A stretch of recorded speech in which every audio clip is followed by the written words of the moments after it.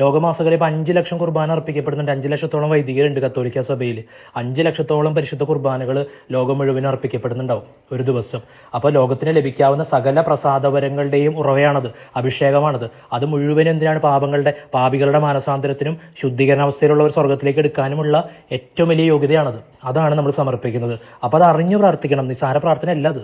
ഇതറിഞ്ഞു പ്രാർത്ഥിക്കണം. ഈ ഒന്നാമത്തെ പോയിന്റ്, ലോകം മുഴുവൻ അർപ്പിക്കപ്പെടുന്ന പരിശുദ്ധ കുർബാനകളുടെ യോഗ്യത എന്ന് പറയുമ്പോൾ അന്നത്തെ ദിവസം നമുക്ക് ലഭിക്കാവുന്ന ഏറ്റവും പൂർണ്ണതയുള്ള യോഗ്യത, ഏറ്റവും പരിപൂർണത, എല്ലാത്തിൻ്റെയും പരിപൂർണത അതിനകത്തുണ്ട്. ഇനി അതിനോട് ചേർന്ന് നമ്മൾ എന്ത് ചെയ്യണം? അതിനോട് ഒന്ന് ചേർന്ന് നമ്മൾ എന്ത് ചെയ്യാണ്?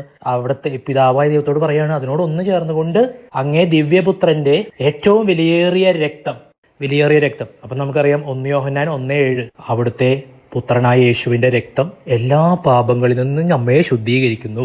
അപ്പൊ നമ്മളെ വിശുദ്ധീകരിക്കുന്ന, പാപത്തിൽ നിന്ന് നമ്മളെ മോചിപ്പിക്കുന്ന, വിടുതൽ തരുന്ന, അതെന്താണ്? അത് ഈശോയുടെ രക്തം.